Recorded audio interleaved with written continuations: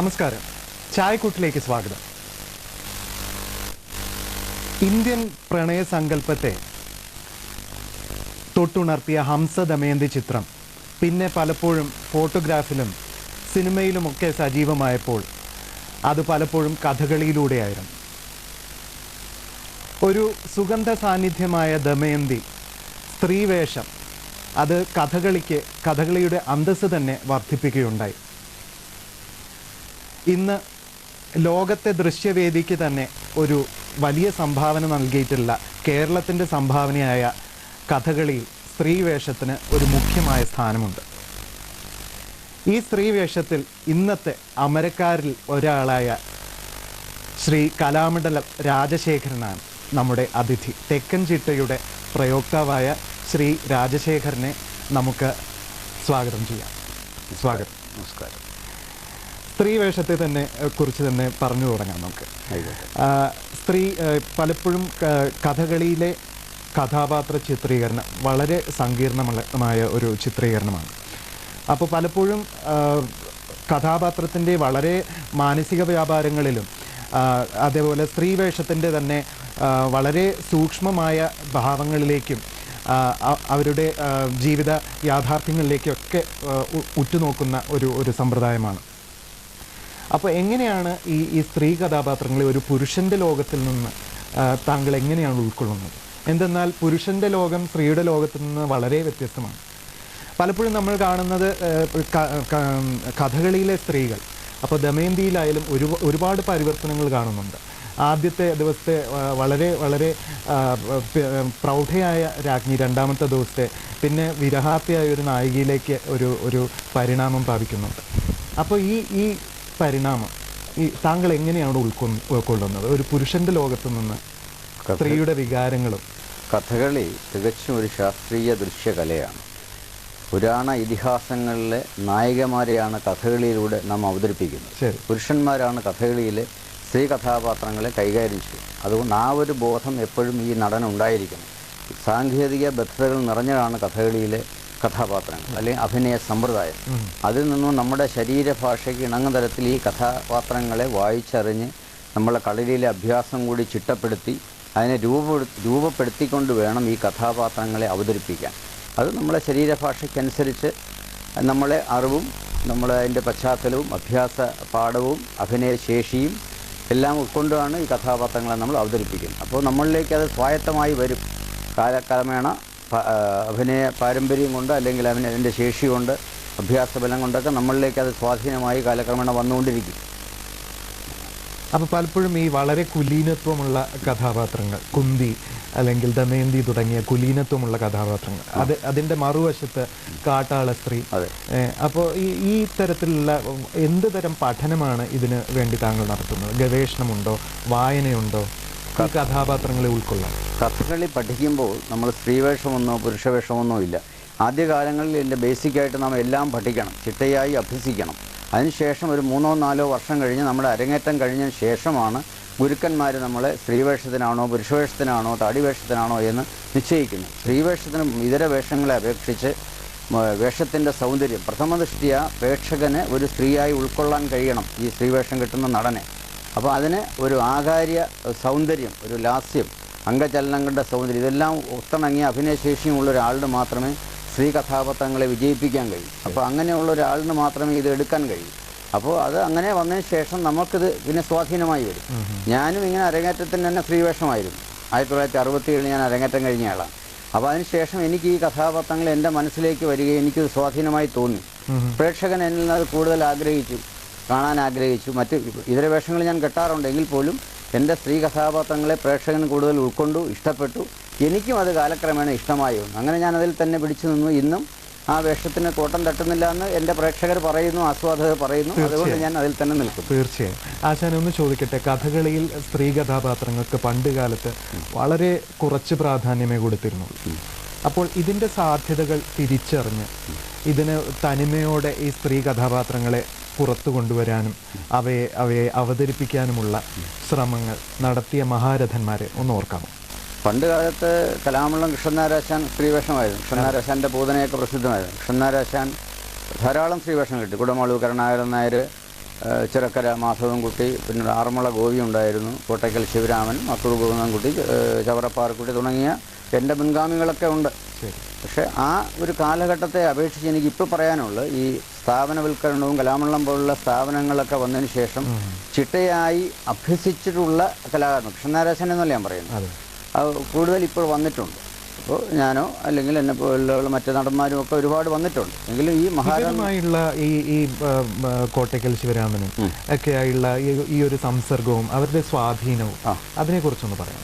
തീർച്ചയായിട്ടും ഞാൻ കൃഷ്ണനാരാശാൻ്റെ ഒപ്പം ധാരാളം വേഷങ്ങൾ കിട്ടിയിട്ടുണ്ട്, നായകന്മാരായിട്ടാണ്. അദ്ദേഹം ഞാനൊക്കെ കഥകളി രംഗത്തേക്ക് വരുമ്പോൾ അദ്ദേഹം സ്ത്രീവേഷമൊക്കെ മാറിയിരുന്നു. പിന്നെ കുടമാളു കരുണാകരൻ നായരൊപ്പം കിട്ടിയിട്ടുണ്ട്, ചിറക്കര മാധവൻകുട്ടിയോടൊപ്പം, കോട്ടയ്ക്കൽ ശിവരാമനോടൊപ്പം. അവരുള്ള കൂടെയുള്ള അനുഭവങ്ങൾ എനിക്ക് ഒരുപാട് പ്രചോദനം ഈ രംഗത്തേക്ക് വന്നിട്ടുണ്ട്. കൂടുതൽ അവരുടെ ആശയങ്ങൾ, അവരുടെ ശരീര ചലനങ്ങളെയൊന്നും ഞാൻ സ്വാധീനിച്ചിട്ടില്ല, പക്ഷെ അവരുടെ മാനസികമായ ആശയങ്ങളെയോ അല്ലെങ്കിലൊക്കെ നമുക്ക് സ്വാധീനിക്കാൻ ഒരുപാട് പ്രോഗ്രസ് അത്തരം രംഗങ്ങളിൽ നമുക്കുണ്ടായിട്ടുണ്ട്. ഇപ്പോൾ വളരെ താങ്കൾ കെട്ടിയ കാട്ടാള സ്ത്രീ എന്ന കിരാതത്തിലെ ഒരു വിഷ്വൽ നമുക്കിപ്പോൾ കാണാം.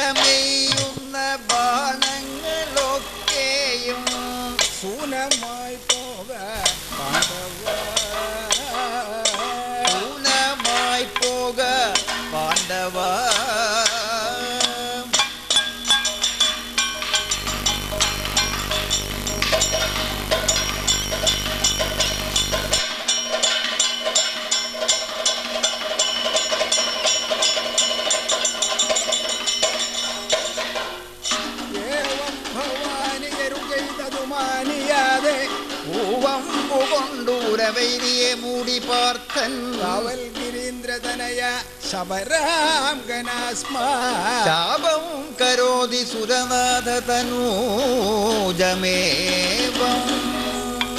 പുത്രനാശന പുത്ര ഞാൻ പുത്രനാശന പുത്ര ഞാൻ കൊന്നതു അത്ര നീ കേൾക്കയില്ലെങ്കിൽ അത്ര നീ കേൾക്കയില്ലെങ്കിൽ അത്ര സാമർഥ്യമുള്ള നിൻ ഭൂമിയിൽ അത്ര സാമർഥ്യമുള്ള നിൻ ഭൂമിയിൽ അസ്ത്രമില്ലാതെ പോകട്ടെ പാണ്ഡവ അസ്ത്രമില്ലാതെ പോകട്ടെ പാണ്ഡവ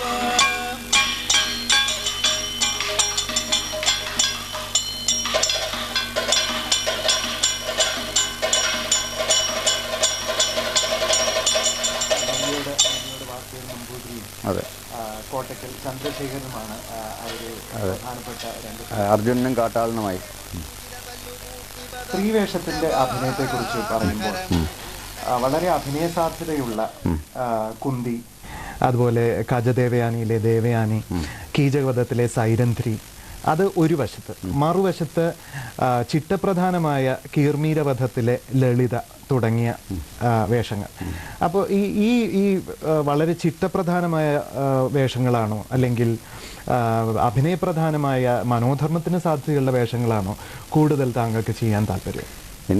ഞാൻ 30 വർഷത്തോളം കലാമണ്ഡലത്തിൽ അധ്യാപകനായിരുന്നു. അതിന് മുമ്പും 2-3 കൊല്ലം പുറത്ത് അധ്യാപകനായിരുന്നു. അപ്പോൾ ധാരാളം ശിഷ്യന്മാരെ പഠിപ്പിച്ചിരുന്നു. ഒരു അധ്യാപകനായ ഒരു കലാകാരനാണ്. എനിക്കെപ്പോഴും കുറച്ച് ചിട്ടപ്രധാനമായ വേഷങ്ങളാണ് കൂടുതൽ താല്പര്യം. ക്രമീരവധത്തിലെ ലളിത, കാലയവത്തിലെ ഉർവശി, നരകാസുരൻ ലളിത, പുതനാമക്ഷം ലളിത, ഭഗവധൻ ലളിത, അത്തരം സാങ്കേതിക ബദ്ധതകൾ നിറഞ്ഞ നമ്മളെ കളരി സമ്പ്രദായത്തിനെ കൂടുതൽ കാണിക്കാൻ കഴിയുന്ന വേഷങ്ങളെയാണ് ഞാൻ കൂടുതൽ പ്രിഫർ ചെയ്യുന്നത്.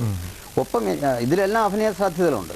ഒപ്പം ദമയന്തിയും ദേവയാനിയും മോഹിനിയും ഒക്കെ നാടകീയതയും അഭിനയ മുഹൂർത്തങ്ങളുള്ള കഥാപാത്രങ്ങൾ അതും എനിക്കിഷ്ടമാണ്. എങ്കിൽ കൂടുതൽ ഞാൻ കൂടുതൽ പ്രിഫർ ചെയ്യുന്നത് മറ്റ് തരം ചിട്ടപ്രധാനമായ വേഷങ്ങളെയാണ്. അതിനാണ് നമ്മൾ ഒരു അധ്യാപന ഒരു നടൻ്റെ അല്ലെങ്കിൽ ഒരു കലാകാരൻ്റെ റേഞ്ച് കാണിക്കാൻ സാധ്യതയുള്ളത് അത്തരം കഥാപാത്രങ്ങളിലാണ്. ശരി.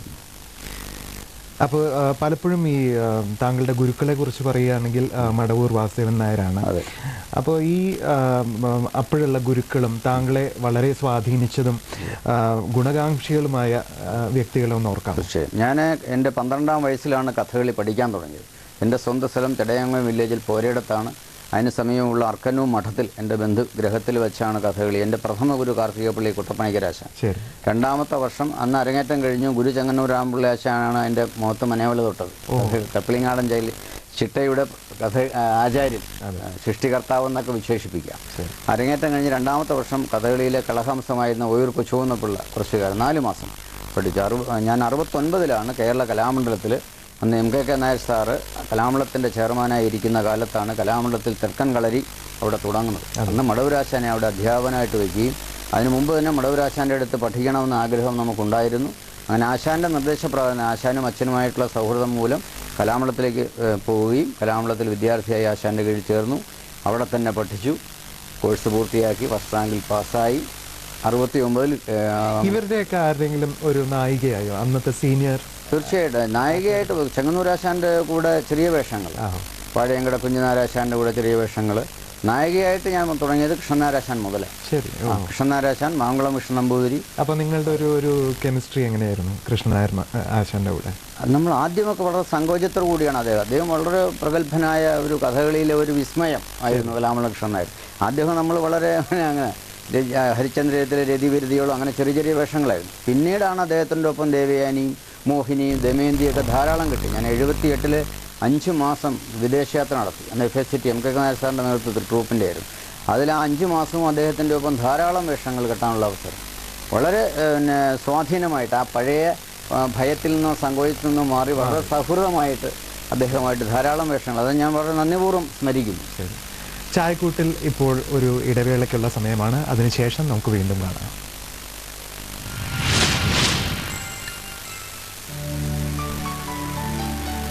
കൊള്ളാമല്ലേ? ഹേയ് ഗോപാലൻ, അടിപൊളി ആണല്ലോ. ഇത്തവണ ശാരദയ്ക്ക് മൻരേഖയിൽ നിന്ന് പണിക്കൂലി കിട്ടിയപ്പോ അവള് മേടിച്ചതാ ഈ കുപ്പായം. എന്തുവാ? കെട്ടിയോളുടെ കാശുണ്ടോ? ഇതെന്ത് പറച്ചില്ല ഗോപാല. ഇന്ന് സ്ത്രീ ഏത് കാര്യത്തിലും പുരുഷന് തുല്യമാണോ? എന്നോടൊപ്പം തോളോട് തോൾ ചേർന്ന് നിൽക്കുവാ ശാരദ. മഹാത്മാഗാന്ധി നരേഗ, ഗ്രാമീണ സ്ത്രീയുടെ അഭിമാനം. മഴയത്ത് നല്ല സന്തോഷത്തിലാണല്ലോ. എങ്ങനെ സന്തോഷിക്കാതിരിക്കേണ്ട പൊന്നനിയ, കയ്യിൽ മൺസൂൺ ബമ്പർ അല്ലേ? ആകർഷകമായ ഘടന, കൂടുതൽ സമ്മാനങ്ങൾ. മൺസൂൺ ബമ്പർ 2014 ഒന്നാം സമ്മാനം 2 കോടി രൂപ, രണ്ടാം സമ്മാനം 50 ലക്ഷം രൂപ, മറ്റനേകം ആകർഷകമായ സമ്മാനങ്ങൾ. നറുക്കെടുപ്പ് ജൂലൈ 16. ടിക്കറ്റ് വില 100 രൂപ. മൺസൂൺ ബമ്പർ കേരളത്തിന്റെ വരദാനം. നമസ്കാരം. എല്ലാ പ്രിയ പ്രേക്ഷകർക്കും ചായക്കൂട്ടിലേക്ക് സ്വാഗതം. രാക്കേളി പാട്ടിൻ നീണങ്ങൾ.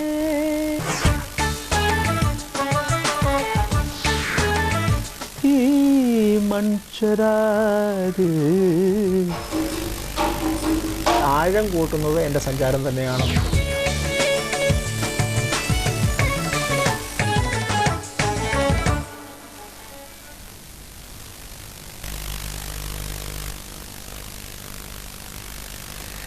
ചായക്കൂട്ടിലേക്ക് തിരിച്ചു വരാം. നമ്മുടെ അതിഥി ശ്രീ കലാമണ്ഡലം രാജശേഖരൻ. നേരത്തെ സംസാരിച്ച് നിർത്തിയത് കലാമണ്ഡലം ഗോപിയുടെ കൂടെയാണ് ഏറ്റവും കൂടുതൽ തവണ നായികയായി അവതരിപ്പിച്ചതെന്ന് പറഞ്ഞു. അതിനെക്കുറിച്ചൊന്ന് പറയാം. ഞാൻ കലാമണ്ഡലത്തിലായിരുന്നല്ലോ അനവധി കാലം സർവീസ് ചെയ്ത്. അത് അനവധി കാലം ഗോപിയാശാനായിരുന്നു അവിടെ പച്ചവേഷി സാത്വിക കഥാപാത്രങ്ങളൊക്കെ ചെയ്യുന്നത്. അപ്പോൾ നളനായാലും രുക്മാംഗതനായാലും ഭജനായാലും. അപ്പോൾ അദ്ദേഹത്തിനോടൊപ്പം ധാരാളം അരങ്ങുകൾ നായികയായിട്ട്, ദമയന്തിയായിട്ടും മോഹിനിയായിട്ടും ദേവയാനിയായിട്ടും ധാരാളം. ഇന്നിപ്പോൾ ജീവിച്ചിരിക്കുന്ന ഒരു ഹരിതനായകൻ അദ്ദേഹമാണല്ലോ. അപ്പോൾ അദ്ദേഹത്തോടൊപ്പം ധാരാളം വേഷങ്ങൾ കലാമണ്ഡലത്തിലൂടെ അല്ലാതെയും കിട്ടിയിട്ടുണ്ട്. വിദേശയാത്രയ്ക്കായാലും കിട്ടിയിട്ടുണ്ട്. പിന്നെ എൻ്റെ ഗുരുനാഥൻ മടവൂർ വാസുദേവൻ നാരാശാൻ്റെ ഒപ്പം അദ്ദേഹം ധാരാളം കത്തിവേഷങ്ങളാണ്. അപ്പോൾ രാവണൻ്റെ കൂടെ രംഭയായിട്ടും ഗീതകൻ്റെ കൂടെ സൈരന്ധ്രിയായിട്ടും, അതുപോലെ കലാമണ്ഡലം രാമകുട്ടി നാരാശാൻ്റെ കൂടെയും സൈരന്ധ്രിയായിട്ട് ധാരാളം. അപ്പോൾ പ്രഗത്ഭരായ എല്ലാ ആൾക്കാരും ഒപ്പവും വേഷം കെട്ടാൻ. എൻ്റെ ശിഷ്യന്മാരെ നായികവരായിട്ടുണ്ട്. എൻ്റെ മകൻ കഥകളി നടനാണ് കലാമണ്ഡലം വൈശാഖ്. അവൻ്റെ നായികവരായിട്ടുണ്ട്. അവൻ്റെ കർണനും എൻ്റെ കുന്തിയും ഉണ്ടായിട്ടുണ്ട്. ശരി. ഇപ്പോൾ നമുക്ക് നേരത്തെ പറഞ്ഞ കീർമീരവധത്തിലെ വളരെ ചിട്ടപ്രധാനമായ ലളിത എന്ന വേഷത്തിൻ്റെ ദൃശ്യം കാണാം.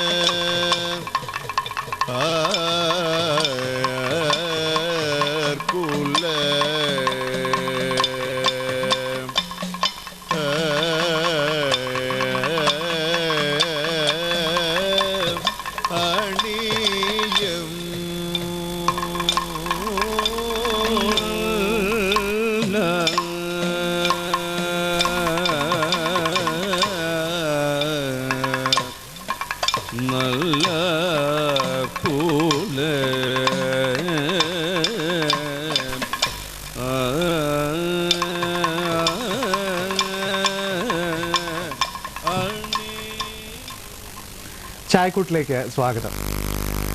എനിക്ക് വീണ്ടും ചോദിക്കാനുള്ളത് ഈ തെക്കൻ ചിട്ടയെ കുറിച്ചാണ്. വളരെ കുറച്ച് കലാകാരന്മാർ മാത്രം ഫോളോ ചെയ്യുന്ന ഒരു ചിട്ടയാണ് ഇന്ന്. അപ്പോൾ അതിൽ സ്ത്രീവേഷത്തിൻ്റെ തെക്കൻ ചിട്ടയിലുള്ള സവിശേഷതകൾ എന്തൊക്കെയാണ്? ആ ചോദ്യത്തിൽ വളരെ കുറച്ച് കലാകാരന്മാരല്ല, ധാരാളം, താരതമ്യേന ഒരുപക്ഷെ കുറവായിരിക്കാമെങ്കിലും ആദ്യകാലത്ത് കഥകളിയുടെ തുടക്കം കഥകളി കൊട്ടാരക്കരയായിരുന്നല്ലോ. ധാരാളം മഹാരഥന്മാർ, മാത്തൂ ഞുള്ളപ്പണിക്കരും കുഞ്ചുകുറുപ്പും കുരുചെങ്ങന്നൂർ രാമപിള്ളയും ഇപ്പം മടവൂർ വാസുദേവൻ നാരായണൻ എല്ലാം തെക്കനിട്ടക്കാരാണ്. മറ്റേതിലുമുണ്ട് അതുപോലെ പ്രാധാന്യമുണ്ട്. ധാരാളം കലാകാരന്മാർ തെക്കനിലുമുണ്ട് വടക്കനിലുമുണ്ട്. സ്ത്രീവേഷത്തിന് തെക്കനിൽ പ്രാധാന്യം അങ്ങനെയില്ല, രണ്ടിലും ഒരേപോലെ പ്രാധാന്യമുണ്ട്. പിന്നെ ഓരോ നടന്മാരുടെ ശരീരഭാഷയും അഭ്യാസ ബലവും അംഗചലനങ്ങളുടെ സൗന്ദര്യവും വേഷസൗഭാഗ്യവും അനുസരിച്ചിരിക്കും ഇതിൻ്റെ പ്രകടനത്തിൻ്റെ വൈവിധ്യവും ന്യൂനതയും ഒക്കെ. അതിന് തെക്കനിലോ വടക്കനിലോ വ്യത്യാസമില്ല. അത് ആ നടൻ്റെ നേരത്തെ താങ്കൾ പറഞ്ഞു ആഹാര്യത്തിൽ താങ്കൾ ഒരുപാട് വ്യത്യാസം കൊണ്ടുവരാൻ ശ്രമിച്ചിട്ടുണ്ട്. ഞാനിപ്പോൾ ഇന്നിപ്പോൾ ഈ കേരളത്തിലെ സ്ത്രീവേഷക്കാരൊക്കെ ചെയ്യുന്ന ആടയാഭരണങ്ങൾ, കഥകളി ലോകത്തിൽ ഏറ്റവും വർണ്ണശബളമായ ഇത്രത്തോളം ഒരു മനോഹരമായ കലാരൂപമില്ല. വാസ്തവത്തിൽ കഥകളിയുടെ വേഷവിധാനത്തിനാണ് ഏറ്റവും പ്രധാനം. അപ്പോൾ അതിൽ സ്ത്രീവേഷത്തിൽ ഇന്ന് കാണുന്ന ഈ വസ്ത്രധാരണത്തിൽ ഞാനായിട്ട് കസ വെച്ചടിച്ച സാരി, അതിൻ്റെ ഒരു സമ്പ്രദായമൊക്കെ ഞാനായിട്ട് കൊണ്ടുവന്നതാണ്. അതിൽ ഒരുപക്ഷെ എന്നെ അത് ഉള്ളതിലേക്ക് കൊണ്ടുവന്ന എൻ്റെ ഭാര്യ കലാമളം ശൈലജ, കുടിയാട്ട കലാകാരിയാണ്. അപ്പോൾ അവരാണത് ആദ്യം അത് പ്രയോഗിച്ച് നോക്കിയത്, ഡാൻസിലുണ്ടായിരുന്നതാണത്. എന്നിട്ട് അപ്പോൾ അവരുടെ നിർദ്ദേശം കൂടി ഉണ്ടായി. അങ്ങനെയാണ് ഞാനിത് കഥകളിലേക്ക്. ഇന്നിപ്പോൾ പരക്കെ അതെല്ലാവരും അത് സ്വീകരിച്ചു. വളരെ നല്ലൊരു തെക്കൻ ചിട്ടയെ കുറിച്ച് ചോദിക്കട്ടെ. ഇപ്പം മുദ്രകളിലും കലാശങ്ങളിലും ഒക്കെ ഉള്ള നല്ല വ്യത്യാസം ഉണ്ട്. കഥകളിയിലെ വന്ദനം മുതൽ ധനാശി വരെയുള്ള കാര്യങ്ങളിൽ പ്രകടമായ വ്യത്യാസമുണ്ട്. എന്നാൽ അത് സാധാരണ പ്രേക്ഷകന് പെട്ടെന്ന് മനസ്സിലാവില്ല. സ്ഥിരമായി കാണുന്നവർക്കും അഭ്യസിച്ചവർക്കും മാത്രമേ സമ്പ്രദായ ഭേദങ്ങൾ വ്യക്തമായി മനസ്സിലാവൂ. ഞാനൊരു ചെറിയ ഉദാഹരണം. ഇപ്പോൾ കഥകളി തെക്കൻ സമ്പ്രദായത്തിൽ കൈ ഇങ്ങനെ പിടിക്കുന്നു, ഇവിടെ മാറിന് മുമ്പിൽ നിന്ന് മറിക്കുന്നു. വടക്കൻ സമ്പ്രദായമാണെങ്കിൽ അത് നെറ്റിക്ക് മുകളിൽ ഇവിടെ ഇങ്ങനെ മറിക്കുന്നു. ഇതൊരു പ്രഥമ ഉദാഹരണം. ഇത് കണ്ടാൽ നമുക്ക് മനസ്സിലാവും രണ്ട് സമ്പ്രദായം സ്ഥിരമായി കാണുന്നവർ. അങ്ങനെ ഒരുപാട് ഉദാഹരണങ്ങൾ. ഇപ്പോൾ അഷ്ടകലാശം തെക്കനിലാണെങ്കിൽ 8 കലാശവും വെവ്വേറെ എടുത്തതിന് ശേഷമാണ് വലിയ കലാശം എടുക്കുക. വടക്കൻ സമ്പ്രദായത്തിൽ 4 കലാശമേ ഉള്ളൂ. അഷ്ടകലാശം 4 എടുത്തിട്ട് അവർ കൂട്ടകലാശത്തിലേക്ക് പോവുക.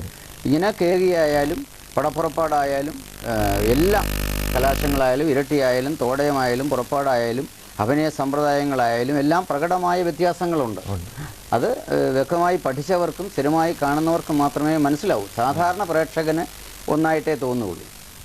അപ്പോൾ നമ്മളുടെ പ്രൊഡ്യൂസറും എല്ലാം പറഞ്ഞതാണ് ഒരു ശൃംഗാര രസത്തിൻ്റെ ഒരു ഡെമോൺസ്ട്രേഷൻ എന്തെങ്കിലും ചെറുത്. അപ്പോൾ ഞാൻ ഒരു കീചകൻ്റെ ഇപ്പോൾ മാലിനിയോട് പറയുന്ന, ഇപ്പോൾ മാലിനി രുചിരഗുണശാലിനി എന്നുള്ള ശൃംഗാരമാണല്ലോ. അപ്പോൾ മുദ്ര കാണിക്കാം. മാലിനിച്ച സുന്ദരി.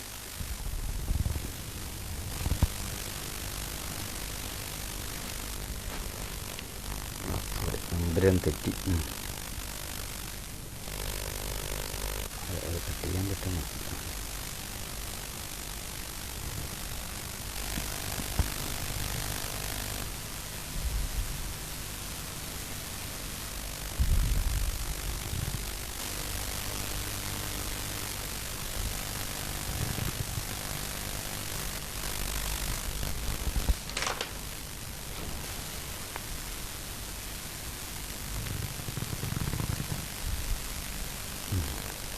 വളരെ മനോഹരമായിരുന്നു.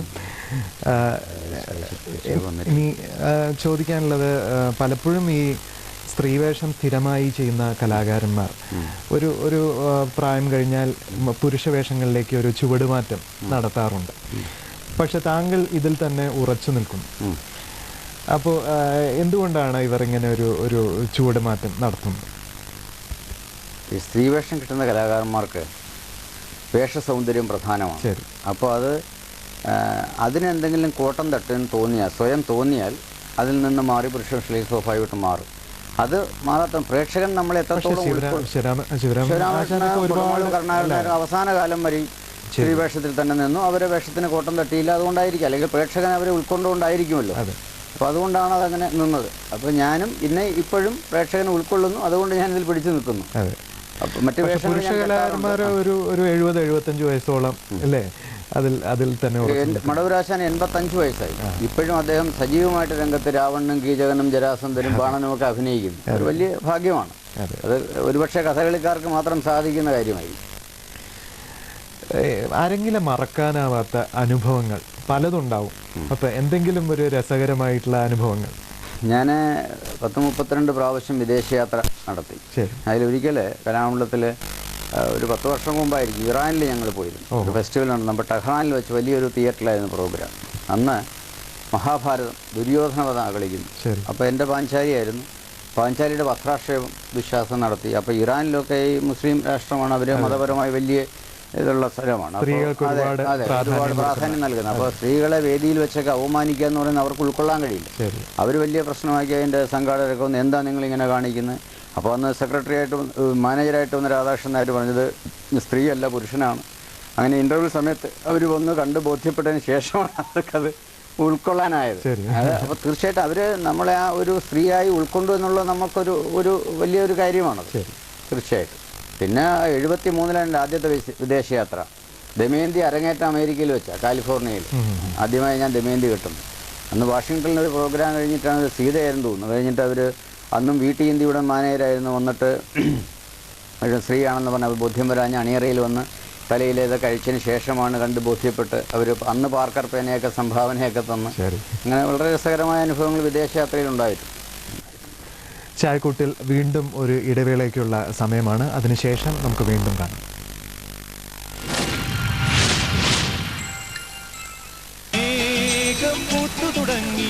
മഴയത്ത് നല്ല സന്തോഷത്തിലാണല്ലോ. എങ്ങനെ സന്തോഷിക്കാതിരിക്കേണ്ട പൊന്നനിയ, കയ്യിൽ മൺസൂൺ ബമ്പറല്ലേ. ആകർഷകമായ ഘടന, കൂടുതൽ സമ്മാനങ്ങൾ. മൺസൂൺ ബമ്പർ 2014 ഒന്നാം സമ്മാനം 2 കോടി രൂപ, രണ്ടാം സമ്മാനം 50 ലക്ഷം രൂപ, മറ്റനേകം ആകർഷകമായ സമ്മാനങ്ങൾ. നറുക്കെടുപ്പ് ജൂലൈ 16. ടിക്കറ്റ് വില 100 രൂപ. മൺസൂൺ ബമ്പർ കേരളത്തിന്റെ വരദാനം. 1 2 3 4. ഈ ജോലിയുടെ സമയത്ത് എന്തുവാ എണ്ണുന്നത്? വല്ല വിശേഷപ്പെട്ട കാര്യമാണോ? ആണല്ലോ. നമ്മുടെ മഹാത്മാഗാന്ധി നരേഗയിൽ ഇപ്പോൾ ഒത്തിരിയും പുതിയ ജോലികളായില്ലേ. ഇപ്പൊ വെർമി കമ്പോസ്റ്റിങ്ങും വൃക്ഷം നടിയിലും പോലെ. ഇപ്പൊ കോഴി ആട് വളർത്തലിന് ഷെഡ് ഉണ്ടാക്കുന്നതും മീൻ വളർത്തലും പോലെ. അത് മാത്രമല്ല, വെള്ളപ്പൊക്ക നിയന്ത്രണവും ചെറുകിട ജലസേചനവും പോലെ വേറെയും പല ജോലികളും വിശേഷപ്പെട്ട കാര്യം തന്നെയല്ലേ.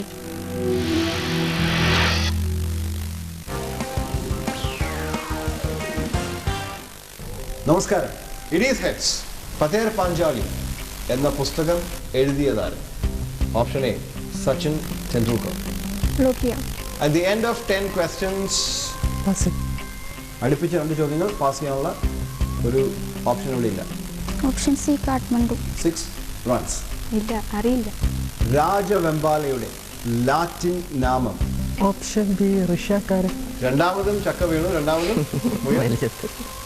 Q20 പ്രായോജകർ ന്യൂ രാജസ്ഥാൻ മാർബിൾ. കേരളം കണ്ടതിൽ വെച്ച് ഏറ്റവും വലിയ marble and granite showroom new Rajasthan marble.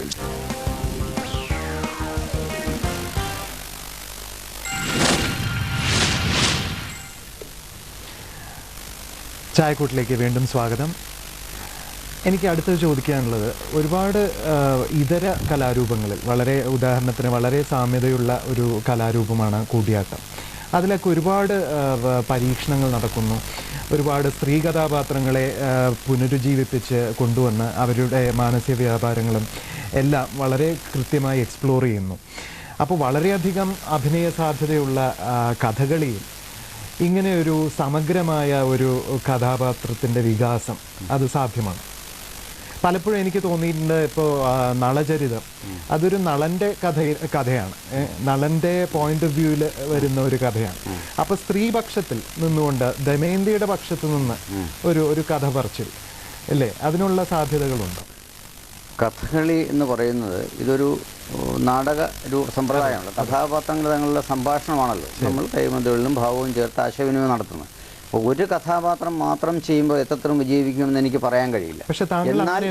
ചെയ്തിട്ടുണ്ട്. എന്നാൽ ഞാൻ ഇപ്പോൾ കുമാരനാശാൻ്റെ വളരെ പ്രസിദ്ധമായ ചിന്താവിഷ്ടയായ സീത എന്ന കവിതാഭാഗം സോളോ ആയിട്ട് 1.5 മണിക്കൂർ നീണ്ടു നിൽക്കുന്ന 159 ശ്ലോകമാണ് അതിനകത്തുള്ളത്. അതിൽ നിന്ന് 25 ശ്ലോകങ്ങൾ എടുത്തും കൊണ്ട് അത് പദങ്ങളായിട്ടും ശ്ലോകമായിട്ടും ഇളകിയായിട്ടും ചിട്ടപ്പെടുത്തി വൃത്തിയായിട്ട് ഞാൻ കുറേ വേദികളിൽ കോളേജുകളിലും അവർക്ക് അവതരിപ്പിച്ചു. നല്ല സീതയുടെ ഫ്ലാഷ് ബാക്കാണ്. അഭിനയിക്കാൻ നല്ല സാധ്യതയുള്ള, ശോകത്തിനാണ് കൂടുതൽ പ്രാധാന്യം, അങ്ങനെ ചെയ്തു. പിന്നെ നമ്മൾ ഈ വെസ്റ്റേൺ കഥകൾ പലതും ഇപ്പോൾ മഗ്ദലന മറിയവും അങ്ങനെ കുറേയൊക്കെ ചെയ്തിട്ടുണ്ട്. പക്ഷെ അതിനൊക്കെ ഇവയൊന്നും തന്നെ ഒരു അരങ്ങിൽ നമ്മളുടെ പരമ്പരാഗതമായ കഥകൾ മാത്രമേ വിജയിക്കുന്നുള്ളൂ. തീർച്ചയായിട്ടും കഥകളി എന്ന് പറയുമ്പോൾ ഇത് അമാനുഷികത്വമുള്ള കഥാപാത്രങ്ങളാണ്. ആനുകാലിക സംഭവങ്ങൾ കഥകളിയെ പോലെയുള്ള ദൃശ്യകലകൾക്ക് മുഴുവൻ പ്രായോഗികമല്ല. കാരണം നമ്മളിപ്പോൾ ഇന്നത്തെ കാലഘട്ടത്തിൽ ഇപ്പോൾ ഒരു ഗാന്ധിജിയെന്നോ അല്ലെങ്കിൽ ജവഹർലാൽ നെഹ്റു എന്ന് പറയുന്ന ആട്ടക്കഥ എഴുതി അവതരിപ്പിച്ചാൽ പ്രേക്ഷകൻ അത് ഉൾക്കൊള്ളില്ല ഈ വേഷവിധാനത്തിൽ. നേരെ മറിച്ച് കൃഷ്ണനെയും രാമനെയും ദുര്യോധനെയും രാവണനെയും നമ്മളാരും കണ്ടിട്ടില്ല. അപ്പോൾ അതുകൊണ്ടാണ് നമ്മൾ അതിനെ ഉൾക്കൊള്ളുന്നത്. അതാണ് അതിൻ്റെ ഒരു അഭിനയ സമ്പ്രദായം. ഈ ചട്ടക്കൂടിൽ നിന്നുകൊണ്ട് നമുക്ക് അത് ചെയ്യാൻ പറ്റും. അതെ. ഇപ്പോൾ നമുക്ക് കാലകീയ വധം അതിലെ ഉർവശി എന്ന വേഷം അതിൻ്റെ ഒരു ദൃശ്യം നമുക്കിപ്പോൾ കാണാം.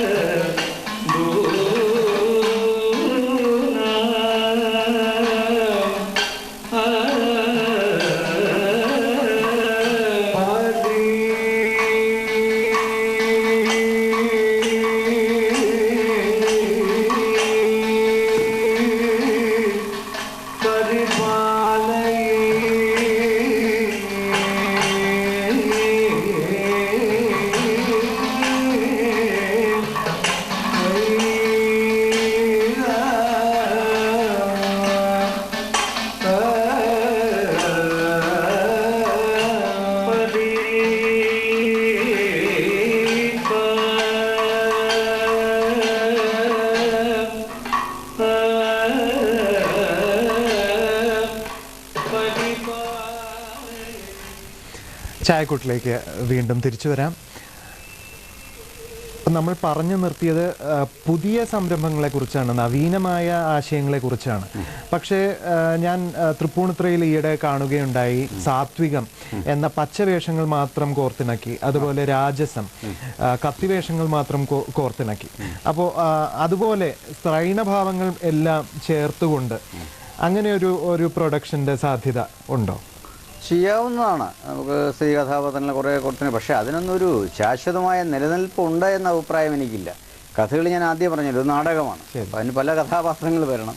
അങ്ങനെ ആട്ടക്കഥയിലുള്ള സംവിധാനം അങ്ങനെയാണല്ലോ. എങ്കിൽ മാത്രമേ അത് മുഴുവൻ പ്രേക്ഷകനായിട്ട് ഉൾക്കൊള്ളാനൊക്കെ ഉള്ളൂ.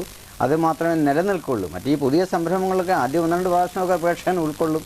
എന്തിനേയും നമുക്കിപ്പോൾ ഈ പുതിയൊരു തിരക്ക് പിടിച്ച ജീവിതത്തിനിടയിൽ ഈ പുതിയ ഭാഷയൊക്കെ ജനറേഷൻ പുതിയ കാണാനുള്ള താല്പര്യം അതിന് കുറച്ചൊക്കെ ഇതിങ്ങനെ ഓടും എന്നല്ലാതെ ശാശ്വതമായ ഒരു നിലനിൽപ്പൊന്നും ഉണ്ടെന്ന് എനിക്കതിന് അഭിപ്രായമില്ല. പക്ഷേ നമുക്ക് പരീക്ഷിച്ച് നോക്കാവുന്നതാണ് പുതിയ സംരംഭങ്ങളെ, അത്രയേ ഉള്ളൂ. പക്ഷേ ഒരു അസാമാന്യ സാധ്യതയുള്ള ഒരു നടന് പലപ്പോഴും ഒരു വൺ മാൻ ഇതായിട്ട് പെർഫോമൻസ് ചെയ്യുമ്പോൾ തീർച്ചയായിട്ടും ഒരുപാട് അതിലേക്ക് കൊണ്ടുവരാൻ കഴിയുമെന്ന് തോന്നുന്നു. കഴിയും. നമുക്കിപ്പോൾ സോദാഹരണ പ്രഭാഷണം, ഡെമോൺസ്ട്രേഷൻ, നമ്മളങ്ങനെ വിദേശത്തും അല്ലെങ്കിൽ ഇവിടെയൊക്കെ തിയേറ്ററുകളിലൊക്കെ ആകുമ്പോൾ നമുക്കങ്ങനെ കാര്യങ്ങൾ ചെയ്യാൻ പറ്റും. കൂടുതൽ ഇത്തരം കഥാപാത്രങ്ങൾ കൊണ്ട് നല്ല ആശയപരമായി അതിനെ നമ്മൾ കോർഡിനേറ്റ് ചെയ്തും കൊണ്ട് പുതിയ സംവിധാനം ചെയ്തും കൊണ്ട് നമുക്ക് അവതരിപ്പിക്കാൻ സാധിക്കും. അതിന് സാധ്യതകളുണ്ട്. പല കഥയിലെയും പല ഭാവങ്ങൾ അല്ലെങ്കിൽ ഭാവങ്ങൾക്കനുസരിച്ചുള്ള വിവിധ ഭാവങ്ങൾക്കനുസരിച്ചുള്ള കഥാപാത്രങ്ങളിൽ വരുന്ന സാധ്യതകൾ, പ്രകടന സാധ്യതകൾ, അതൊക്കെ നമുക്ക് ചെയ്യാൻ സാധിക്കാവുന്നതാണ്. ശരി ശരി. താങ്കളെക്കുറിച്ച് പറയുമ്പോൾ നമുക്കൊരിക്കലും പറയാതിരിക്കാൻ പറ്റില്ല താങ്കളുടെ അധ്യാപകൻ എന്ന നിലയിലുള്ള സ്തുത്യർഹമായ സേവനം. കലാമണ്ഡലത്തിൽ അധ്യാപകനായി പിന്നീട് പ്രിൻസിപ്പളും തെക്കൻ ചിട്ടയുടെ കളരിയുടെ ഹെഡ് ഓഫ് ദി ഡിപ്പാർട്ട്മെൻറ്റുമായിരുന്നു. അപ്പോൾ ഒരു സർവകലാശാല സമ്പ്രദായത്തിലേക്ക് കലാമണ്ഡലത്തിലെ അഭ്യസനം വന്നപ്പോൾ ഉള്ള മാറ്റങ്ങളെ എങ്ങനെ നോക്കിക്കാണും? ഞാനൊക്കെ പഠിച്ചിരുന്ന കാലത്ത് ഒരുപക്ഷെ അതിനു മുമ്പ് അത്രത്തോളം കാഠിന്യമായ ഒരു രീതികൾ ഞങ്ങളെ കാലത്തില്ല. എങ്കിൽ പോലും 4 മണിക്ക് ഉണർന്ന് സാധകവും മറ്റ് രാവിലെ 9 മണി മുതൽ തുടങ്ങി വൈകുന്നേരം 5 മണി മുതലുള്ള ഒരു പഠന സമ്പ്രദായമായിരുന്നു കലാമണ്ഡലത്തിലുണ്ടായിരുന്നത്. ഇന്ന് അതിന് കുറച്ച് മാറ്റങ്ങൾ വന്നിട്ടുണ്ട്. അത്രത്തോളം ഒരു അർപ്പണ മനോഭാവം, അല്ലെങ്കിൽ കലാമണ്ഡലം എന്ന് പറയുമ്പോൾ അവിടുത്തെ വിദ്യാർത്ഥികൾ, അവിടുത്തെ കലാകാരന്മാരാണല്ലോ കലകൾ, അതാണ് കലാമണ്ഡലം. ഭരണകർത്താക്കൾ അതിൻ്റെ ഒരു ഭാഗം മാത്രമേ ആവുന്നു. കാലാകാലങ്ങളിൽ മാറി വരുന്ന അവർക്ക് ചെയ്യാവുന്നതിന് പരിമിതികളുണ്ട്. അത് സ്ഥാപനവും കലയും വിദ്യാർത്ഥികളും നിലനിൽക്കണമെന്നും വിദ്യാർത്ഥികളെ കലാകാരന്മായി വാർത്തെടുക്കണമെന്നും ആഗ്രഹിക്കേണ്ടത് അവിടുത്തെ അധ്യാപകരാണ്. അപ്പോൾ ആ അധ്യാപകർക്ക് ആ ഒരു അർപ്പണ മനോഭാവം ഉണ്ടാകണം. അപ്പോൾ ഇന്ന് ഞാൻ ഉണ്ടായിരുന്ന കാലത്ത് 2007 ഞാൻ പ്രിൻസിപ്പലായി, 2009 വരെ അവിടെ സേവനം ചെയ്ത് പോരുന്നത് വരെയും 5 മണി വരെ അവരെ കലാപഠനം ഉണ്ടായിരുന്നു. ഇപ്പോൾ അതിന് മാറ്റം വന്നിരിക്കുന്നു. ഇപ്പോൾ ഈ സ്കൂൾ പഠനവും ഈ സർവകലാശാല തലത്തിലൊക്കെ വന്ന് ഒരുപാട് പഠനങ്ങളൊക്കെ വന്നുകൊണ്ടായിരിക്കാം ഷിഫ്റ്റ് ചെയ്ത് ഉച്ചവരെ ഇപ്പോൾ കലാപഠനം ഉള്ളൂ. ഉച്ചയ്ക്ക് ശേഷം മറ്റ് വിഷയങ്ങളാണ്. അത് ഞാനുള്ളപ്പോഴും മറ്റ് വിഷയങ്ങളുണ്ടെങ്കിലും വൈകുന്നേരം 5 മണി വരെയും കലാപഠനം ഉണ്ടായിരുന്നു. കാരണം കലാമണ്ഡലത്തിലേക്ക് എക്സാമ്പിൾ ഇപ്പോൾ നിങ്ങളോ മറ്റൊരു ആസ്വാദകനോ വരുമ്പോൾ ഇവർ കലാപഠനം ഉണ്ടോ, കലാപഠനം ഉച്ചയ്ക്ക് കഴിഞ്ഞു കേട്ടോ എന്ന് പറയുന്നതിനോട് എന്നെപ്പോലെയുള്ള ആൾക്ക് യോജിപ്പുണ്ടാവുമെന്ന് ഞാൻ വിചാരിക്കുന്നില്ല. എനിക്ക് തീർച്ചയായും യോജിപ്പില്ല. അവിടെ ആ പ്രവർത്തന സമയം മുഴുവൻ കല അവിടെ ഉണ്ടായിരിക്കണം.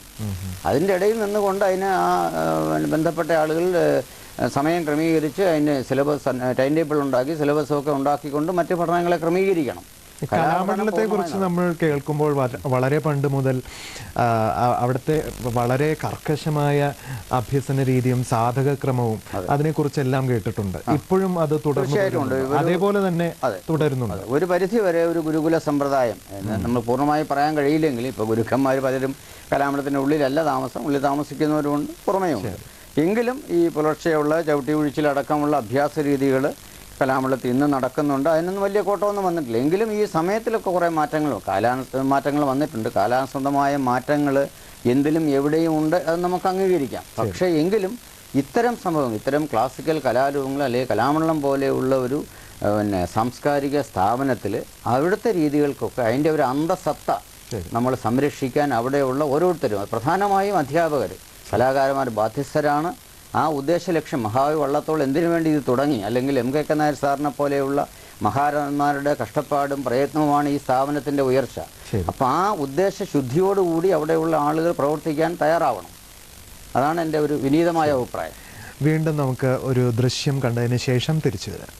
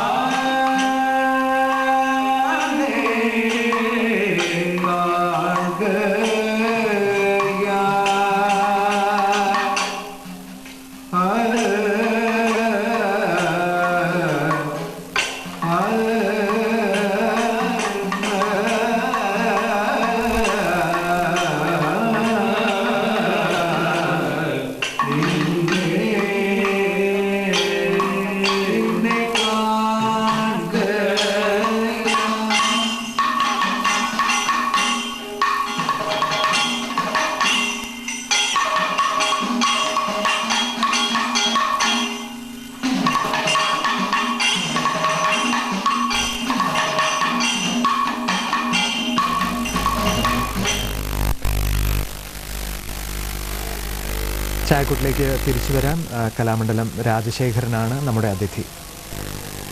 നമ്മൾ കലാപഠനത്തിനെ കുറിച്ചാണ് പറഞ്ഞുകൊണ്ടിരുന്നത്. അപ്പോൾ കല പഠിക്കുന്നത് മനുഷ്യനിൽ സംസ്കാരം നിറയ്ക്കുന്നു. തീർച്ചയായും. അപ്പോൾ ഇന്നത്തെ ആധുനിക വിദ്യാഭ്യാസ രീതിയിൽ കലാപഠനം അതിൻ്റെ ഒരു അനിവാര്യ ഭാഗമാക്കേണ്ടതുണ്ടോ? കലാ ആസ്വാദനവും പഠനവും സ്കൂൾ തലം മുതൽ? തീർച്ചയായിട്ടും. കാരണം നമ്മുടെ നാടിൻ്റെ ഒരു സംസ്കാരത്തിൻ്റെ ഭാഗമാണ് കലയും കവിതയും ഈ സാഹിത്യവും ഒക്കെ. അപ്പോൾ അത് സ്കൂൾ തലം മുതൽ അതിനുള്ള ഒരു സംവിധാനം ഉണ്ടാകേണ്ടതാണ്. പുതിയൊരു തലമുറയ്ക്ക് നമ്മളെ കലകൾ എന്താണ്, നമ്മുടെ സംസ്കാരം എന്താണ്, നമ്മുടെ ആഹാര രീതി എന്താണ്, നമ്മുടെ വസ്ത്രധാരണം എങ്ങനെയാണ്, ഇതെല്ലാം ഒരുപാട് മാറിയിരിക്കുന്നു. എനിക്ക് അതിൻ്റെയൊക്കെ വലിയ വേദനയുള്ള ആളാണ്. അപ്പോൾ അതൊക്കെ ചെറുപ്രായം മുതൽ ഈ സ്കൂളുകളിലൊക്കെ ഒരു പാഠ്യവിഷയത്തിൻ്റെ ഭാഗമാക്കിക്കൊണ്ട് പുതിയൊരു തലമുറ ഇതിലേക്ക് ആകർഷിക്കാനുള്ള ഒരു സംവിധാനം തീർച്ചയായിട്ടും കഥകളിയൊക്കെ ഒരുപാട് ഇപ്പോൾ അതിനൊരു പ്രാഥമിക ചർച്ച തത്വത്തിൽ ഗവൺമെൻറ് അംഗീകരിച്ചിരുന്നു. Kalamandalam vice chancellor Shri P N സുരേഷിൻ്റെ നേതൃത്വത്തിൽ സാംസ്കാരിക മന്ത്രിയായിട്ടോ അല്ലെങ്കിൽ വിദ്യാഭ്യാസ മന്ത്രിയായിട്ടോ ഒരു തത്വത്തിൽ ചർച്ച അംഗീകരിച്ചുകൊണ്ട് നടപ്പാക്കാവുന്നൊരു സംവിധാനമായിട്ടുണ്ടെന്ന് ഞാൻ മനസ്സിലാക്കുന്നു. വളരെ സന്തോഷം. കലാകാലങ്ങളായിട്ട് അച്യുതമേനോൻ മന്ത്രിസഭ കാലത്ത് തന്നെ R Ramachandran Nair sir government secretary ആയിരുന്ന കാലത്ത് തന്നെ തുടങ്ങി വെച്ചൊരു സംഭവമാണ്. ഇപ്പോൾ വാസ്തവത്തിൽ അത് നടപ്പാവുന്നുവെങ്കിൽ വളരെ സന്തോഷം. പക്ഷേ ഇതൊക്കെ പറയുമ്പോൾ തന്നെ നമ്മൾ വേറൊരു വശത്ത് കാണുന്നത് കഥകളിയുടെ അന്തസ്സ് ഇടിയുന്നതാണ്. പലപ്പോഴും ക്യാപ്സ്യൂൾ പരുവത്തിൽ വിദേശികൾക്ക് വേണ്ടി കഥകളി അവതരിപ്പിക്കുക, അതേപോലെ പരസ്യങ്ങളിൽ വിഡ്ഢിവേഷങ്ങളായി വന്നു നിൽക്കുക, അല്ലെങ്കിൽ അതിഥികളെ എയർപോർട്ടിൽ സൽക്കരിക്കാൻ ഒരു കോമാളി വേഷമായിട്ട് പോകുക. അപ്പോൾ ഇതിനെയൊക്കെ എങ്ങനെ നോക്കിക്കാണുന്നു? ഞാൻ അതിനെയൊക്കെ വളരെയധികം എതിർക്കുന്നയാളാണ്. അതിനെതിരായിട്ട് എന്തെങ്കിലും ശബ്ദമുയർത്താനോ എന്തെങ്കിലും ശ്രമിച്ചിട്ടുണ്ടോ? അതിന് എനിക്ക് പറ്റാവുന്ന തരത്തൊക്കെ ഞാൻ പറഞ്ഞിട്ടുണ്ട്, വിമർശിച്ചിട്ടുണ്ട്. ഞാൻ പരസ്യമായി അത് രേഖപ്പെടുത്തിയിട്ടില്ല. എങ്കിൽ പോലും ഇനി അങ്ങനെ വന്നാൽ രേഖപ്പെടുത്താൻ എനിക്ക് ഭയവുമില്ല. കാരണം ഇത് നമ്മളെ ഒരു സാംസ്കാരിക ഒരു വളരെ ശാസ്ത്രീയമായി നമ്മൾ വളരെ ബഹുമാനിക്കുന്ന ആദരിക്കുന്ന നമ്മുടെ ഒരു കലാരൂപത്തിന് ഇത്തരം വേദികളിൽ സിനിമാ നടന്മാരുടെ പുറകെ ചാടി നടക്കാനും വഞ്ചിയിൽ പോകാനും എയർപോർട്ടിൽ സ്വീകരിക്കാനുമുള്ള ഈ ക്ലാസിക്കൽ കലാരൂപം ഉപയോഗിക്കുന്ന അങ്ങേയറ്റത്തെ അരോചകമാണ്. യാതൊരു കാരണവശാലും അത് ചെയ്യാൻ പാടില്ല. അതിന് നമ്മുടെ സംസ്കാര സമ്പന്നരായ ആളുകൾ വളരെ ശ്രദ്ധിച്ച് കൈകാര്യം ചെയ്യേണ്ട ഒരു വിഷയമാണ്. ഞാൻ അങ്ങേയറ്റം അതിൽ ഖേദിക്കുന്നു. അതിനോടനുബന്ധമായി ചോദിച്ചോട്ടെ, ഒരുപാട് വിദേശികൾ ഇതിൽ ആകൃഷ്ടരായി കഥകളി പഠിക്കുന്നുണ്ട്. അവർക്ക് പൂർണ്ണമായും നമ്മുടെ സംസ്കാരവും നമ്മുടെ പുരാണങ്ങളും അതിൻ്റെ സംഗീതവും എല്ലാം പൂർണ്ണമായും ഉൾക്കൊള്ളാൻ കഴിയാറുണ്ടോ?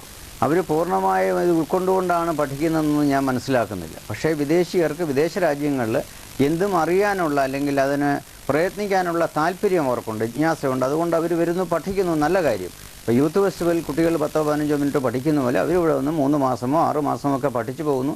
ഏതെങ്കിലും ഞങ്ങൾക്കൊരു സിലബസൊക്കെ ഉണ്ട്. ഒരു ചെറിയൊരു സിലബസ് ഒരു ഭാഗം അവർ പഠിപ്പിക്കുന്നു. അതിൻ്റെ അപ്പുറം ഇപ്പുറം ഒന്നും അവർക്കറിയാമെന്ന് ഞാൻ വിചാരിക്കുന്നില്ല. അതാണ് അതിൻ്റെ സത്യം. പിന്നെ ചുരുക്കം ചില ആളുകൾ താല്പര്യപൂർവ്വം അല്ലെങ്കിൽ അതിൻ്റെ ഗഹനമായിട്ട് മനസ്സിലാക്കുന്നവരും ഉണ്ട്, ഇല്ലെന്നില്ല. അത് വളരെ അപൂർവമായിട്ടേ ഉള്ളൂ. ഇപ്പോൾ ഒരുപാട് സ്ത്രീകൾ തന്നെ ഈ വേദിയിലേക്ക് വരുന്നുണ്ട്. ഈ സ്ത്രീവേഷങ്ങൾ അവർ തന്നെ ചെയ്യുന്നുണ്ട്. അപ്പോൾ ഇതിനെ എങ്ങനെ നോക്കിക്കാണുന്നു? ഒരുപാട് സ്ത്രീകൾ, അതിൻ്റെ പരിമിതികളുണ്ടോ അവർക്ക്? കഥകളിയിലെ സമ്പ്രദായത്തിൽ കഥകളിയിലെ വേഷങ്ങൾ ഒരു കാലത്ത് അല്ലെങ്കിൽ ഇന്നും കൂടുതലായും പുരുഷന്മാർ കൈകാര്യം ചെയ്യുന്ന അല്ലെങ്കിൽ പുരുഷന്മാർക്ക് ഇണങ്ങുന്ന കലാരൂപമായിട്ടാണ് വെച്ച് ഞാനും അങ്ങനെ തന്നെ അത് മനസ്സിലാക്കുന്നു. പക്ഷേ എങ്കിലും ഇപ്പോൾ യൂത്ത് ഫെസ്റ്റിവലിലായാലും അല്ലാതെയും സ്ത്രീകൾ പലരും ഇത് ചെയ്തു വരും, സ്ത്രീവേഷങ്ങൾ കെട്ടുന്നുണ്ട്. അവരെ ഞാൻ വിമർശിക്കുന്നില്ല, നല്ല കാര്യം. അവർ താല്പര്യമായി വരുന്നു. ഒരു തൃപ്പൂണിത്തുറയൊക്കെയുള്ള വനിതാ ട്രൂപ്പ് തന്നെ ഉണ്ടായിരുന്നു. പുരുഷവേഷങ്ങളെ ചിലരൊക്കെ വൃത്തിയായി ചെയ്യുന്നവരുമുണ്ട്. അവരത് ചെയ്യട്ടെ, നമ്മളവരെ നിരുത്സാഹപ്പെടുത്തേണ്ട, നല്ല കാര്യം. ഈ കല ഒന്നുമില്ലെങ്കിൽ ഈ കലയോട് താല്പര്യം അവർ കാണിക്കുന്നുണ്ടല്ലോ. എങ്കിലും കഥകളി പൂർണ്ണമായും എൻ്റെ ഒരു കൺസെപ്റ്റിൽ പുരുഷ കേന്ദ്രീകൃതമായ ഒരു കലയാണെന്നാണ് എൻ്റെ അഭിപ്രായം. അപ്പോൾ ശ്രദ്ധേയരായ സ്ത്രീവേഷം കെട്ടുന്ന കലാകാരന്മാരും കലാകാരികളും ആരൊക്കെയാണ്? ഞാൻ മുമ്പ് പറഞ്ഞ കൃഷ്ണനാരാശാൻ തുടങ്ങി കലാമണ്ഡലം ബാലകൃഷ്ണൻ. ഇപ്പോൾ സീനിയറായിട്ട് നിൽക്കുന്നത് ഞാനാണ്. അതിന് പിന്നെ മാർഗി വിജയകുമാറുണ്ട്, പിന്നെ കലാമണ്ഡലം ഒ രാമേന്ദ്രനുണ്ട്. അങ്ങനെ പിന്നെ ചവറപ്പാറക്കുട്ടി ചേച്ചി വളരെ അപൂർവമായി ചെയ്യുന്നുള്ളൂ. പ്രായമായി കുന്തി അങ്ങനെ ചിലരൊക്കെ കിട്ടുന്നുണ്ട്. പിന്നെ വടക്കോട്ട് മാറിയാൽ കോട്ടയ്ക്കൽ 1-2 പേരുണ്ട്. ശംഭുവേട്ടനൊന്നും ഇപ്പോൾ കിട്ടുന്നില്ല. മാത്തൂർ കൂന്നംകുട്ടിയും വളരെ റയറായിട്ട് സ്ത്രീവേഷം കിട്ടുന്നുണ്ട്. അദ്ദേഹത്തിൻ്റെ മകൻ കെട്ടുന്നുണ്ട്, മുരളീകൃഷ്ണൻ. പിന്നെ അങ്ങനെയൊക്കെ ചുരുക്കം ചില ആളുകൾ. ഞാനും വിജയനുമാണ് ഇപ്പോൾ ഒരു പക്ഷേ സീനിയർ മോസ്റ്റായിട്ട് നിൽക്കുന്നത് വേണമെങ്കിൽ പറയാം. അങ്ങനെ ജനങ്ങൾ പറയുന്നു. ഞാൻ ആരെയും കുറ്റപ്പെടുത്തുകയല്ല. ഓരോരുത്തർക്കും ഓരോ കഴിവുണ്ട്, ഓരോ അംഗീകാരമുണ്ട്. ചിലരെ ഇഷ്ടപ്പെടുന്നു. ചായക്കൂട്ടിൽ വീണ്ടും ഒരു ഇടവേളയാണ്. അതിനുശേഷം വീണ്ടും തിരിച്ചു വരാം.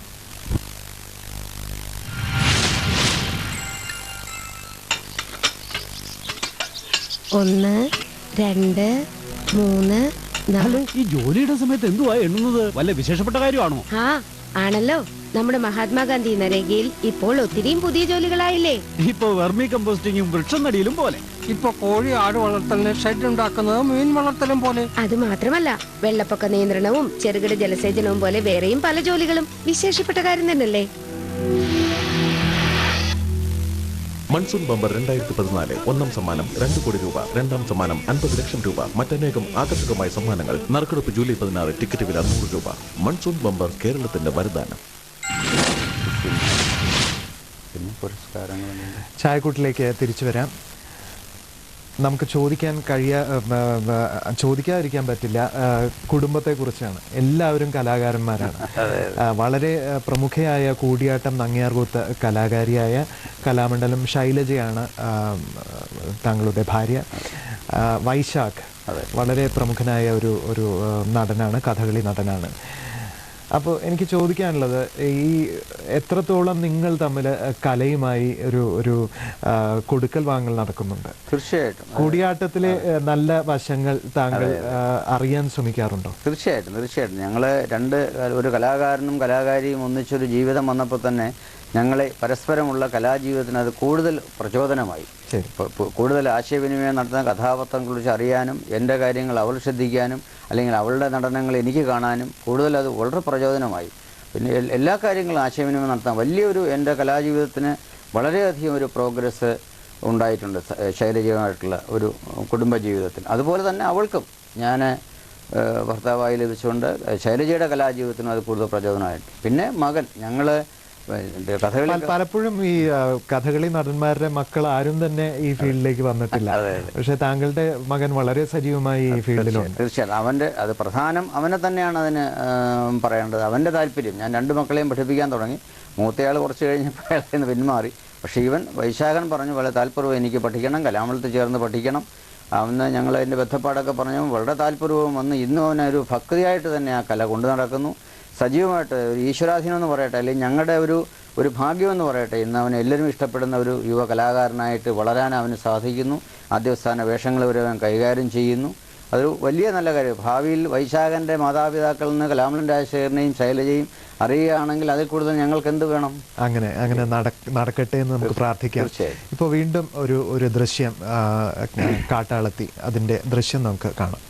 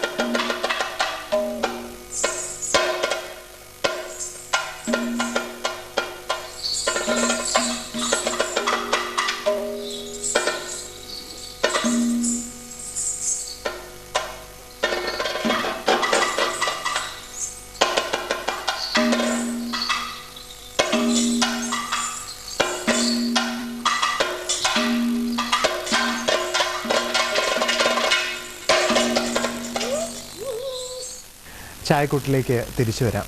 വൈശാഖിനെ കുറിച്ച് പറഞ്ഞപ്പോൾ ശ്രദ്ധേയമായി തൃപ്പൂണിത്തുറയിൽ നിങ്ങൾ മൂന്ന് തലമുറകൾ സംഗമിച്ച മടവൂരാശാനും താങ്കളും വൈശാഖും ഒന്നിച്ചു ചേർന്ന കീചകവധം കഥകളി. അപ്പോൾ ആ ഒരു അനുഭവം ഒന്ന് പറയാമോ? അത് നല്ലൊരു അനുഭവമായിരുന്നു. അത് പത്രത്തിൽ വലിയ റിപ്പോർട്ട് വന്ന എൻ്റെ ഗുരുനാഥൻ മടവൂർ വാസുദേവനാരാശാനും ആശാൻ്റെ കീചകൻ, അദ്ദേഹത്തിൻ്റെ ശിഷ്യനായ എൻ്റെ സൈരന്ദ്രി, എൻ്റെ മകനായ വൈശാഖൻ്റെ സുദേഷ്ണ.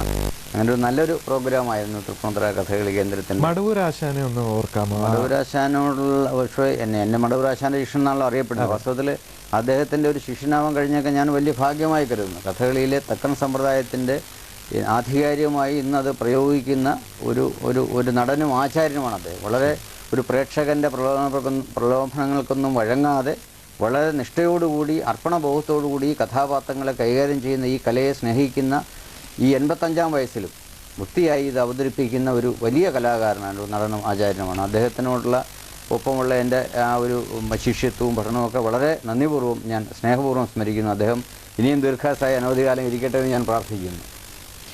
ഒരുപാട് പുസ്തകങ്ങൾ, ഗ്രന്ഥങ്ങൾ താങ്കൾ രചിച്ചിട്ടുണ്ട്. ശ്രദ്ധേയമായി കഥകളിയിലെ സ്ത്രീ കഥാപാത്രങ്ങൾ. ഈ എഴുത്തിൻ്റെ അനുഭവത്തെക്കുറിച്ച് ഞാൻ ധാരാളം എഴുതുന്നയാളാണ്. ഒരുപാട് ലേഖനങ്ങൾ പല പ്രസിദ്ധീകരണങ്ങൾക്കും ഞാൻ എഴുതിയിട്ടുണ്ട്.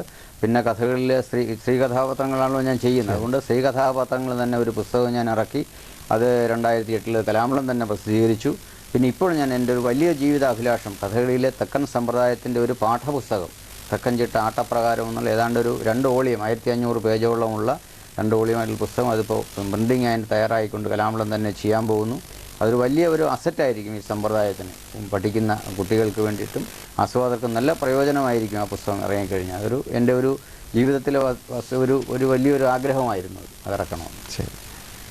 ഇപ്പം നേരത്തെ ചോദിച്ചു വന്ന ആ ചോദ്യത്തിലേക്ക് തന്നെ വരാം. ആഹാര്യഭംഗി അത് കൂട്ടാനായിട്ട് എന്തെങ്കിലും ഈ സാരിയിലും ഒക്കെ ഉള്ള വ്യത്യസ്തതയിൽ കവിഞ്ഞ് എന്തെങ്കിലും ഒരു സ്ത്രീവേഷം തന്നെയല്ല, പൊതുവെ കഥകളി മൊത്തത്തിൽ പഴയ കാലത്തെ അപേക്ഷിച്ച് ഇപ്പോഴാണ് നല്ലൊരു സൗന്ദര്യമായിട്ടുണ്ട്. എൻ്റെ എല്ലാ ചായക്കൂട്ടിലായാലും അതിൻ്റെ വസ്ത്രധാരണത്തിലായാലും എല്ലാം മേക്കപ്പിലായാലും വളരെ നിഷ്കർഷയായിട്ട് ആളുകൾ ചെയ്യുന്നുണ്ട്. പണ്ട് കാലത്ത് ഇത്രയും സാധനങ്ങളൊന്നും അല്ലെങ്കിൽ ഡ്രസ്സൊന്നും നമുക്ക് അവൈലബിൾ അല്ല. ഇപ്പോൾ ഒരുപാട് സാധനങ്ങളുണ്ട്. അതുപോലെ വൃത്തിയായിട്ട് ചെയ്യാൻ എല്ലാവരും ആഗ്രഹിക്കുന്നു.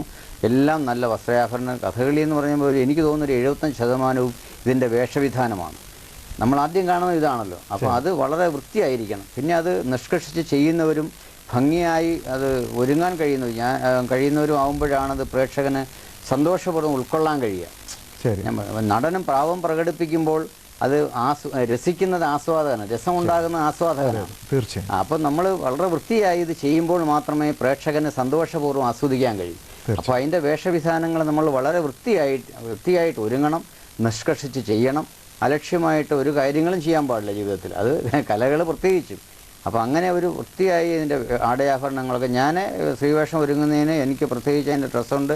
എല്ലാവരും ഒരുപക്ഷെ ഞാൻ എന്നെ തന്നെ പോയിട്ട് പറയുമല്ല, വളരെ പ്രത്യേകിച്ച് പറയാറുണ്ട്. ഞാൻ എൻ്റെ സ്വന്തം ഡ്രസ്സുകൾ ഞാൻ എപ്പോഴും കൊണ്ടുപോകുന്നുണ്ട്. അത് തേച്ച് വൃത്തിയാക്കി അത് ഞാൻ എൻ്റെ ഡ്രസ്സ് മാത്രമേ ഞാൻ ഉപയോഗിക്കാറുള്ളൂ. വൃത്തിയായി ആ വേഷവിധാനങ്ങൾ ഒരുങ്ങിപ്പോകാനും ഞാൻ വളരെ നിഷ്കർഷിക്കാറുണ്ട്. അപ്പോൾ സ്ത്രീവേഷത്തിൻ്റെ എല്ലാ ചാരുതയും നമ്മളിലേക്ക് എത്തുന്ന ശ്രീ രാജശേഖരന് എല്ലാ ഭാവങ്ങളും നേരുന്നു. പുതിയ അവതരണങ്ങളും പുതിയ സംരംഭങ്ങളും താങ്കളുടെ ഭാഗത്തുനിന്ന് ഉണ്ടാവട്ടെ. അധ്യാപനത്തിലായാലും താങ്കൾ ഇപ്പോഴും വളരെ സജീവമായിട്ടുണ്ട്. പുതിയ രചനകളും താങ്കളിൽ നിന്ന് ഞങ്ങൾ പ്രതീക്ഷിക്കുന്നു. വളരെ നന്ദി ചായക്കൂട്ടിൽ പങ്കെടുത്തതിൽ. എനിക്കും വരാൻ സാധിച്ചതിലും എൻ്റെ ഗുണകാംക്ഷികളെയും എൻ്റെ മാതാപിതാക്കളെയും ഗുരുക്കന്മാരെയും എൻ്റെ പ്രേക്ഷകരെയും ഞാൻ പ്രത്യേകം ഓർക്കുന്നു, സ്മരിക്കുന്നു. ദൂരദർശനും ഇതിൻ്റെ പ്രേക്ഷകർക്കും പ്രത്യേകം നന്ദി, നമസ്കാരം.